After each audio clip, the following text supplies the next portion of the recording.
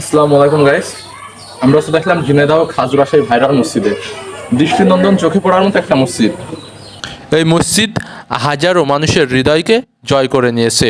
এই মসজিদের আরেকটি সৌন্দর্য দিক হলো এই পাঁচতলা মসজিদটির নিচেই রয়েছে নামাজ পড়ার স্থান এবং উপরে রয়েছে মাদ্রাসা, যা শিশুদেরকে দ্বীনি শিক্ষায় আলোকিত করছে এবং তারা নিজেদের জীবনকে কোরআনের শিক্ষায় আলোকিত করছে। একদিকে ইবাদত, অন্যদিকে দ্বীনি শিক্ষা, দুইয়েই যেন অপূর্ব মিল। এখানে দাঁড়ালে অনুভব করা যায় কত মানুষ তাদের শ্রম, ভালোবাসা ও আন্তরিক দিয়ে আল্লাহর ঘরকে এত সুন্দর করে গড়ে তুলেছেন।